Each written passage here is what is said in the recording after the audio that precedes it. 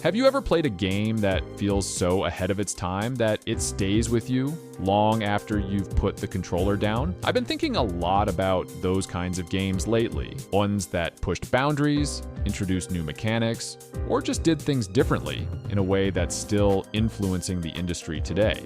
So I figured, why not share some of these gems with you? So these are the games that, in my opinion, were way ahead of their time and still stand out as some of the most innovative experiences in gaming. Let's kick off this list with Mirror's Edge.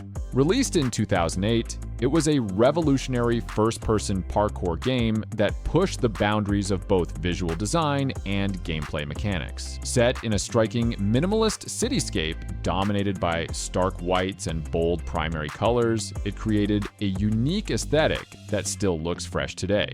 The game's innovative first-person perspective for parkour and combat was groundbreaking, offering players an immersive sense of movement and vertigo-inducing thrills. This approach to traversal would later influence titles like Dying Light and Ghost Runner. Mirror's Edge also pioneered the concept of runner vision, highlighting interactive elements in red to guide players through the environment. This intuitive design choice has since been adopted and adapted by numerous games across various genres. The game's focus on momentum-based gameplay and environmental puzzles was a departure from traditional FPS titles, emphasizing skill and timing over combat. This design philosophy paved the way for future parkour-centric games and influenced the movement systems in many modern first-person titles. While not a commercial success at launch, Mirror's Edge's bold design choices and innovative gameplay mechanics have secured its place as a cult classic that was truly ahead of its time.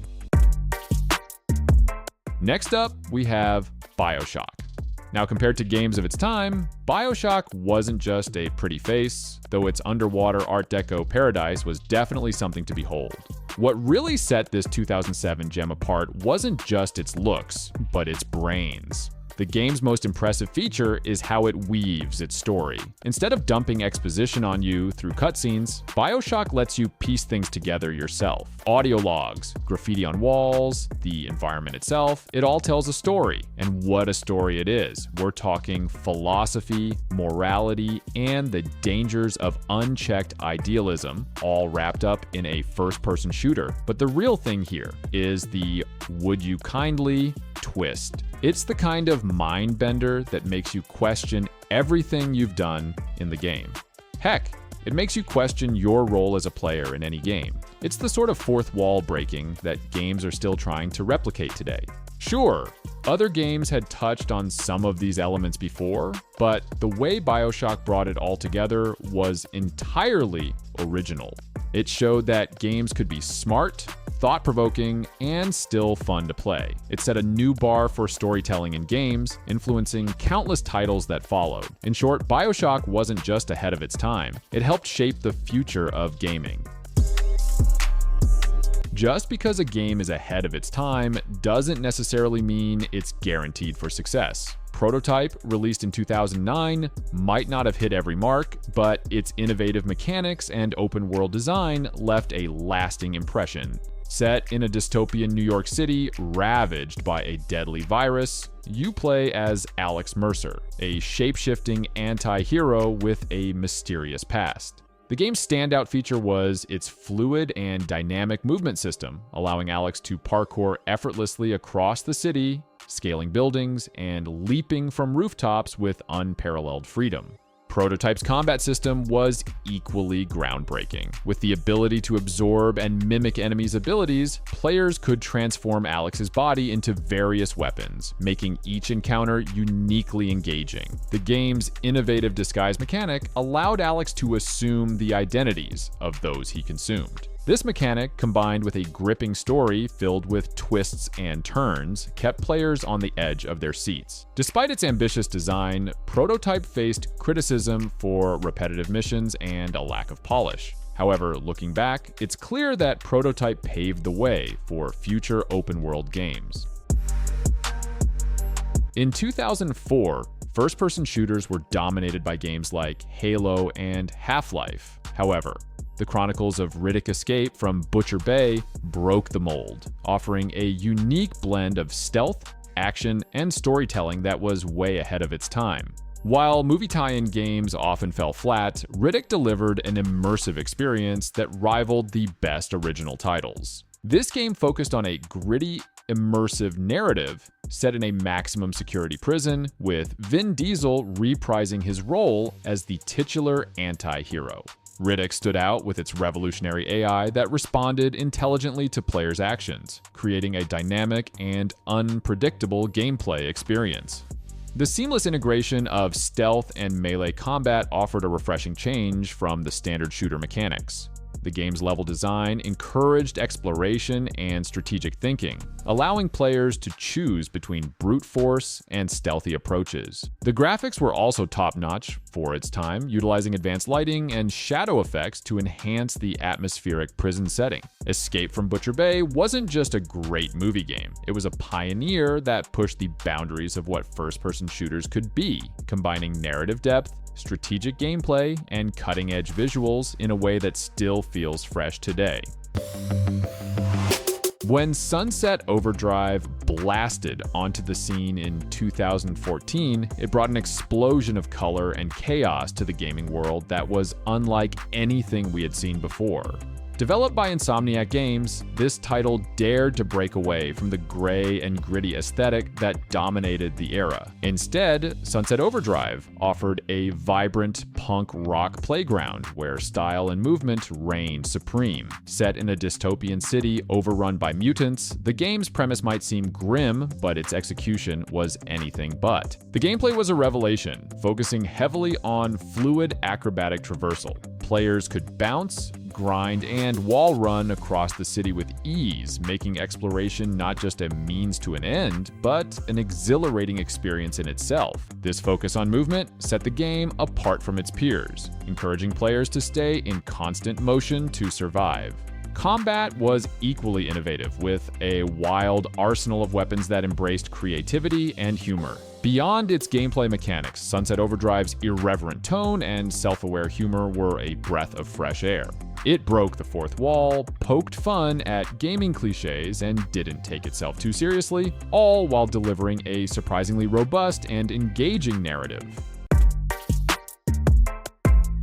When Crysis launched in 2007, it wasn't just another first-person shooter, it was a glimpse into the future of gaming. Crytek delivered an experience that felt more like a playground for innovation than a standard run-and-gun title. The Nanosuit, with its ability to seamlessly switch between armor, speed, and stealth modes, offered a level of tactical freedom that was virtually unheard of at the time. Even more impressive was the game's graphical fidelity. Crysis became the ultimate test for gaming PCs, and the phrase, "Can it run Crysis?" echoed across the community.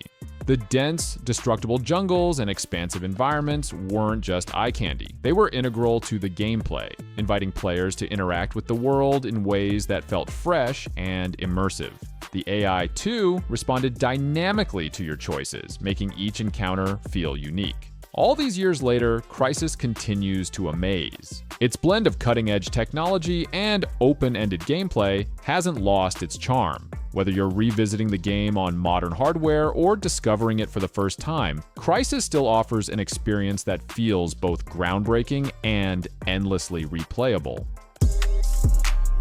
When people talk about open-world games, they often rave about titles like Grand Theft Auto or The Elder Scrolls. But when Red Dead Redemption 2 rode into town, it changed the game completely. Nobody expected the level of detail and realism Rockstar Games would bring to the Wild West. From the very first scene, you're not just playing a game, you're living in it. The world is so immersive that you can almost feel the crunch of snow beneath Arthur Morgan's boots and the warmth of a campfire as night falls. But what truly set Red Dead Redemption 2 apart were the intricate, lifelike interactions and the weight of every decision.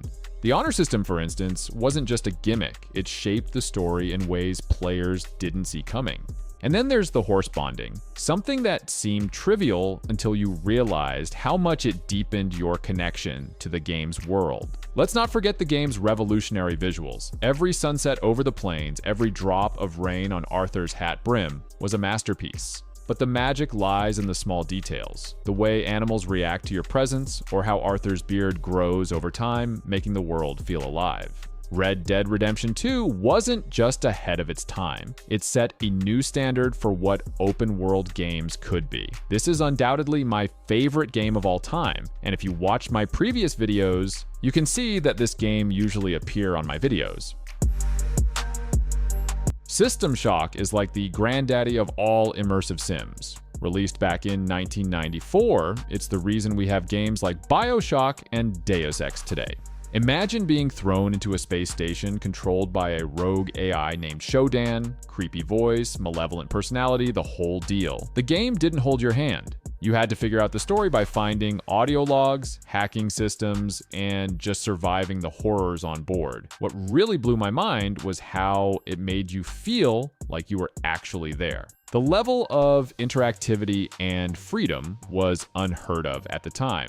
It wasn't just about shooting things, you had to use your brain, strategize, and sometimes just run for your life. Games nowadays are still trying to capture that feeling of vulnerability and tension. It's wild to think that a game from the 90s can still make you sweat like that. And get this, System Shock had an inventory system and cyberspace hacking that felt so futuristic back then. I mean, it practically invented the whole emergent gameplay concept, where your choices really mattered. Playing the original today might be a struggle, but thankfully, the remake is a dream come true for players who haven't played it yet. And as you can see, I'm using the remake version as a gameplay for this video. So, if you haven't tried it, you're missing out on where so many of our favorite modern games got their start. So next we have Ryse Son of Rome. This one's a bit of a hidden gem, and it's one of those games that really showed off what the Xbox One could do when it launched. What caught everyone's eye, including mine, was just how beautiful it looked. Like the detail in the character models, the way the light hit the armor, and those epic Roman landscapes, it felt like you were in a blockbuster movie. The gameplay itself is where opinions get mixed, but I personally love the combat. It's all about timing and chaining combos, almost like a rhythm game, but with swords and shields. Yeah, some people said it got repetitive, but honestly, there's something so satisfying about pulling off those executions in slow motion. What really stuck with me though was how cinematic the whole experience was. The story might not win any Oscars, but it was gripping enough to keep you invested from start to finish, and the transitions between gameplay and cutscenes were so smooth, you almost didn't notice when you were back in control. Nowadays, we see this in games like God of War, but Ryse was doing it early on, setting the stage for what cinematic gaming could look like. It's a shame it didn't get the love it deserved, because even now, it holds up. If you're into history, action, or just want to see what the early Xbox One was capable of, Ryse Son of Rome is definitely worth checking out. Next on the list, we have Shenmue. This one is close to my heart. It's one of those games that was way ahead of its time in so many ways. Released in 1999 for the Sega Dreamcast, Shenmue basically invented the open world genre as we know it. You play as Ryo Hazuki, a young guy trying to avenge his father's death. But what's crazy is how detailed and lifelike the world feels during its time. We're talking about a game that had a fully functioning weather system, day and night cycles, and NPCs who had their own schedules, long before GTA made it cool. You could walk around town, talk to people, play mini games, even work part-time jobs. It wasn't just a game, it felt like living in this little slice of 1980s Japan. The game's pacing is super different from what most people are used to today. It's slow, deliberate, and really lets you soak in the atmosphere. And then there are the QuickTime events. Yeah, the things we all love or hate now. Shenmue was one of the first games to use them.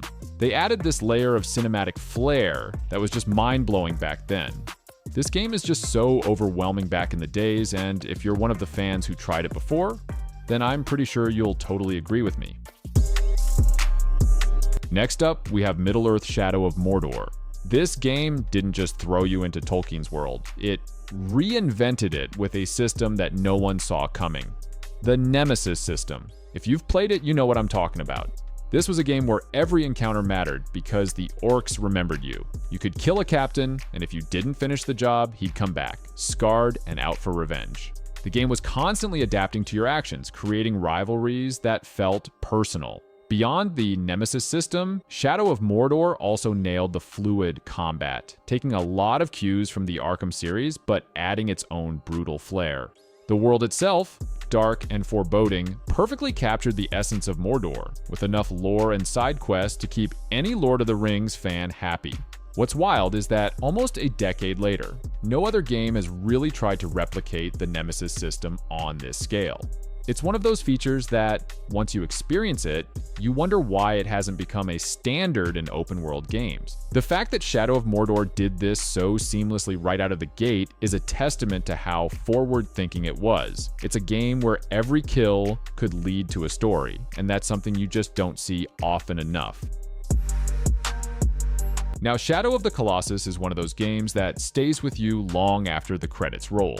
It's not just about defeating giant monsters, though that part is pretty incredible. It's about the journey, the solitude, and the haunting beauty of the world you're in. The game strips down everything to its core. There's no clutter, no endless menus, just you, your horse, and 16 colossi. Each encounter feels like a puzzle, a test of wits and skill. There's a sense of awe and dread as you approach these towering creatures, knowing that you're about to engage in a battle that's as much about figuring out how to climb and conquer these behemoths as it is about combat. And when you finally bring one down, there's this moment of silence and reflection. It's not a triumphant victory, but a somber one, leaving you to question the morality of your quest. The game's art direction and minimalist design were way ahead of its time, inspiring countless developers and games that followed. Even the 2018 remake, with its stunning visuals, retained the original's essence. Shadow of the Colossus is a masterpiece of atmosphere and emotion, and even after all these years, it's unmatched in how it makes you feel the weight of your actions. Rage is one of those games that didn't quite get the love it deserved when it came out, but looking back, it was doing some seriously impressive stuff. Developed by ID Software, the folks behind Doom and Quake, Rage had some big shoes to fill, and while it might not have hit the heights of its predecessors, it brought a lot of innovation to the table. First off, the graphics were jaw-dropping. The game used the ID Tech 5 engine, which allowed for massive, detailed environments without those annoying loading screens breaking the immersion. What really set Rage apart, though, was its mix of first-person shooting with vehicular combat. You had these Mad Max-style buggy races and battles that added a fresh twist to the shooter formula. The gunplay was what you'd expect from ID, tight, satisfying, and with a great selection of weapons to mess around with. The world building, too, was pretty solid, giving us a post-apocalyptic setting that, while familiar, was executed with flair. It's a shame that Rage didn't quite catch on the way it could have. The open world design was ambitious, and while the story didn't knock it out of the park, the gameplay mechanics were ahead of their time, blending different genres in a way that few games did back then. Next up is Red Faction. When I think of Red Faction, I think of the sheer thrill of blowing holes through walls and creating my own path in the game. Before Red Faction, most shooters were pretty straightforward. You shoot enemies, you move on. But this game introduced something that felt revolutionary: destructible environments. I remember the first time I used the rocket launcher to blast through a wall instead of taking the long way around. It felt like a moment of pure gaming freedom. The setting on Mars, with its oppressive industrial atmosphere, perfectly complemented this gameplay. It wasn't just about the explosions, though they were awesome. It was about how the game encouraged you to think creatively. It was this kind of player agency that made Red Faction feel so different from anything else at the time. The impact of Red Faction goes beyond just nostalgia for me.